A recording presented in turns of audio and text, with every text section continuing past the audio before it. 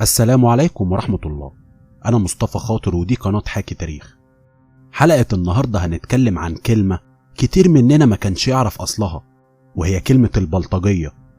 والبلطجية دول كانوا في الدولة العثمانية في عصر محمد علي باشا.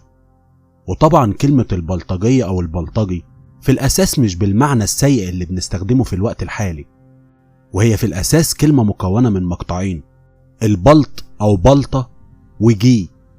وكلمة جي دي نسبها في الأساس تركي ومعناها حامل البلطة، زي مثلا الكلمات اللي بنستخدمها في الوقت الحالي: تمرجي، مكوجي، أهوجي، سفرجي، بهيجي، وهكذا في باقي الكلمات. طب تعالوا نعرف بقى مين هم البلطجية دول. كانت البلطجية دول عبارة عن فرقة منظمة داخل الجيش زمان، وكانت مهمتهم قطع الأشجار في الغابة، وده كتمهيد وتسليك الطرق قدام مركبات وأفراد الجيش علشان يعدوا الطريق، أو مثلا المشاركة في حفر الخنادق وإطفاء الحرايق. وكان كبير البلطجية ورئيسهم بيلقب بأغاسي. اللي عايز أوصله إنها كانت حاجة شبيهة لليوم لفرقة المشاة والهيئة الهندسية اللي بتكون في مقدمة الجيوش.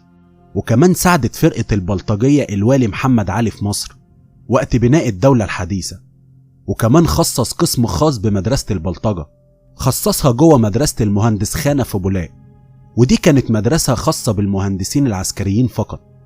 ومن المواقف المضحكة في تاريخ البلطجية إن وقت فترة محمد علي في بناء الدولة الحديثة في مصر كان مخصص مدارس لتعليم البنات التمريض، وطلبات التمريض كانوا بيلبسوا الزي الأبيض الخاص بالممرضات. بس الزي الأبيض للطالبات وقتها كان غريب شويتين بالنسبة للمجتمع المصري، والأولاد والشباب في الشوارع وقتها كانوا بيعكسوا البنات وهم رايحين وراجعين من مدرسة التمريض. والموضوع ده وصل للوالي محمد علي وما عجبهوش، وعلى الفور أصدر أمر لفرقة البلطجية، قال لهم: بص يا ابني انت وهو، انتوا تنزلوا الشوارع تحموا الطالبات بتوع التمريض. وفعلا نزلت فرقة البلطجية الشوارع ومسكت العيال وعلقوهم وادوهم علقة سخنة وخلوهم عبرة لكل الناس. ومن بعدها فرقة البلطجية بقت بترافق طالبات التمريض في الرايحة والجاية وحمايتهم من المعاكسات.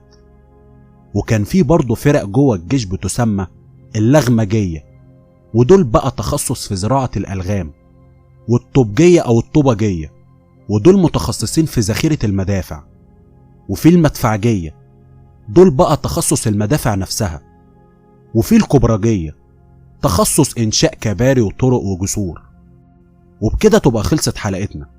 أتمنى أكون قدرت أفيدكم بأي معلومة، واستنونا في حلقة جديدة من حكي تاريخ. والسلام عليكم ورحمة الله وبركاته.